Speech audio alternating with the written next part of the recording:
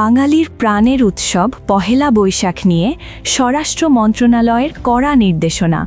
জননিরাপত্তার স্বার্থে রাজধানীসহ সারা দেশের বর্ষবরণ অনুষ্ঠান সন্ধ্যা ৬টার মধ্যে শেষ করার নির্দেশ দেওয়া হয়েছে। নির্দেশনা অনুযায়ী রমনা পার্ক, সোহরাওয়ার্দী উদ্যান ও ঢাকা বিশ্ববিদ্যালয় সহ সব জনসমাগম স্থলে বিকেল ৫টার পর নতুন করে কেউ প্রবেশ করতে পারবেন না। ঠিক সন্ধ্যা ৬টায় অনুষ্ঠানস্থলের কার্যক্রম গুটিয়ে ফেলতে হবে।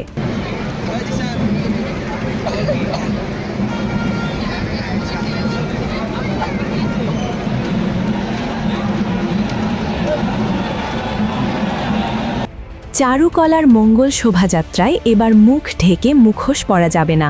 পাশাপাশি ভুভুজেলা, বাঁশি, ফানুস, আতশবাজি ও গ্যাস বেলুন ওড়ানো সম্পূর্ণ নিষিদ্ধ করা হয়েছে। ৩০০ ফুট এলাকায় মোটরবাইক রেসিং বন্ধেও থাকবে জিরো টলারেন্স নীতি। উৎসবের দিন টিএসসি মেট্রো রেল স্টেশন বন্ধ রাখার অনুরোধ জানানো হয়েছে। এছাড়া ১৩ এপ্রিল সন্ধ্যা ৭টার পর ঢাকা বিশ্ববিদ্যালয় এলাকায় স্টিকারবিহীন কোনো যানবাহন ঢুকতে পারবে না। পুরো এলাকায় সিসিটিভি, ডগ স্কোয়াড ও সাদা পোশাকে গোয়েন্দা নজরদারি থাকবে তুঙ্গে।